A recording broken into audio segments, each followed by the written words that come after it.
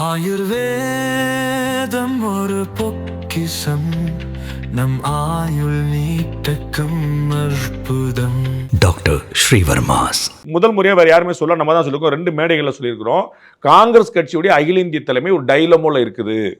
உத்தரவாதமாக திமுக கூட்டணியில் இருக்க வேண்டிய அவசியம் என்ன அப்படின்னு யோசிக்குது. நம்ம எப்படி திமுக அதிமுக இல்லாத ஒரு இயக்கத்துக்கு போனால் தான் நமக்கான வளர்ச்சின்னு நம்புது. அண்ட் திரு விஜய் அவர்கள் அதிமுக கூட்டணிக்கு வரும்னு ரொம்ப எதிர்பார்த்தாரு. அவர் வரல அப்படின்னோடனே இப்போ வந்து அவங்க வந்து காங்கிரஸ் வேணும்னு சொல்லி ரொம்ப கடுமையாக பிச் பண்ணுறாரு. எல்லாருமே இப்போ அந்த இடத்துக்கு நகர்றாங்க. அதான் ரொம்ப முக்கியமான விஷயம்.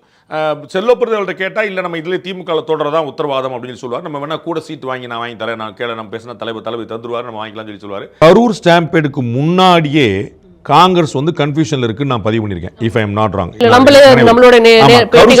முன்னாடியே அப்ப கரூர் ஸ்டாம்பேடுக்கு பிறகு அது இன்னும் உறுதியாகுது. ஏன்னா உங்களுக்கு வாய்ப்பு, ஏன்னா அங்கே சிம்பத்தி ஃபார்ம் ஆகுது. ராகுல் காந்தி பேசினாருங்கிறத எல்லாருமே சொல்றாங்க, யாருமே மறுக்கல, நம்ம பார்க்குறோம். அப்போ அடுத்த பாயிண்ட் என்ன ஆகுதுன்னா, திரு செல்வப்பிரந்தையோட இது போன்ற பேச்சு, அது வந்து ஒரு சிம்டம், ஒரு சிக்னல். வெளியே போகுமா, காங்கிரஸ் கூட்டணி வெளியே போகுமாங்கிற டாக் இன்னைக்கு இருக்கு. நாம முதல்ல ரொம்ப முன்னாடி நம்ம சொல்லியிருக்கோம், காங்கிரஸ் கட்சியோட அகில இந்திய தலைமை குறிப்பாக திரு ராகுல் காந்தி அப்படி ஒரு சிந்தனையில் இருக்காருன்னு சொல்லியிருக்கோம். அதற்கு பிறகு தான் டாக்லாம் வருதுங்கிற நம்ம பார்க்குறோம்.